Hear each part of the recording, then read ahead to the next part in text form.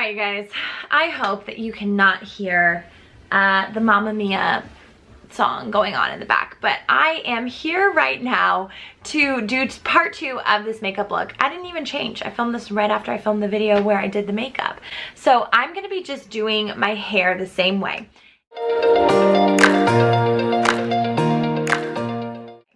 And the challenge today is that last night I went and got a Brazilian blowout, so my hair has significantly less texture to it than it did the night that I did that. However, I will say the night that I did that hair was the night after I got my hair recut, bleached, toned, the whole 9 yards. I'm probably gonna have to create a little bit more texture in my hair, so you will want to grab your curling wand, whichever one you have. I'm gonna be using this one by Hot Tools. I think it's a Hot Tools.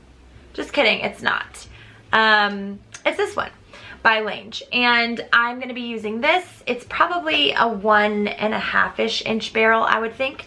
And then I will probably be using, after I curl my hair, Batiste, because it's my go-to dry shampoo to create some more volume at the root, if you're the type that so desires it. A little bit of humidity control, climate protection hairspray would not go amiss. Come with your hair pre-brushed. Grab a teasing comb or one like this if you have a fine tooth comb here.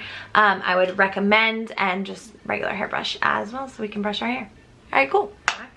I am gonna part my hair dead center in the middle. It pretty much, this is probably not exactly dead center, but this is the part that my hairdresser gave me, and this is the one I go with.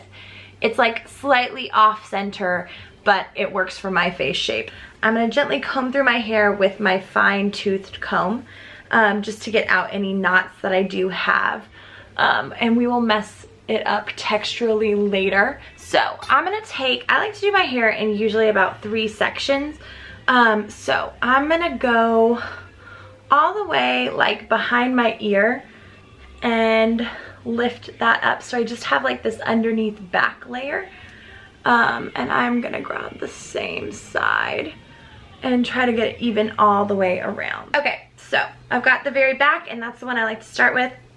I'm gonna put this wand downward because it's easier for me to work with that way. And at the very root, I'm going to start at the base of the wand and curl around, but I'm going to leave out probably the last 1/2 inch to inch of my hair.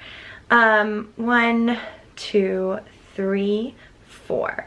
And then I know I left that one on for way longer than that. And then I'm just gonna let it go. The idea is don't touch it, let it cool all the way. So I'm gonna repeat this process. And I like to kind of get in there at the base of my hair because I like it to have a lift at the actual root. So 1, 2, 3, 4. I'd say 4 after you, like count to 4 after you've actually wrapped it.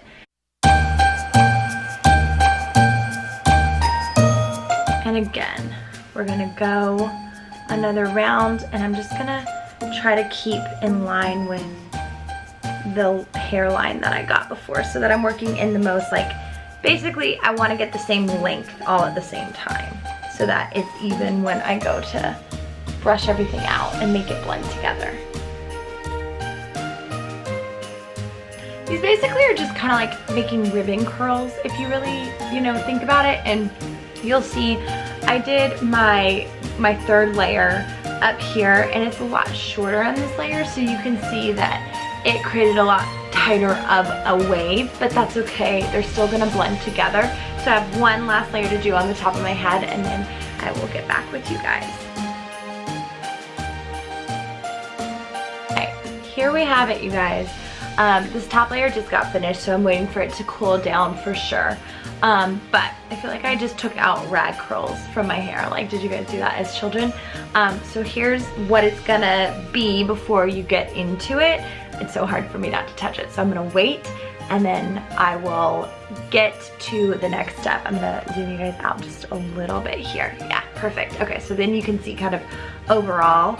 I don't have my mirror, but I can kind of show you the back ish by turning. I have no idea if that looks good in the back, but you can't see the back of our heads, so it's fine.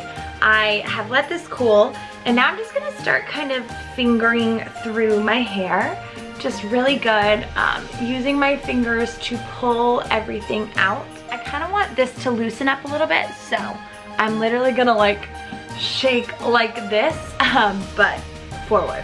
So give me a sec. Do some rocker head shakes, and that's how you're gonna get your hair to be, yeah, how we like it.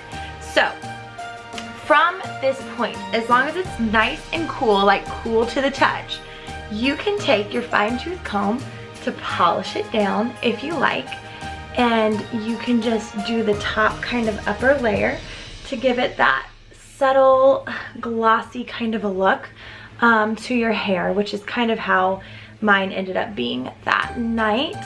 And it just looks so shiny and silky and good.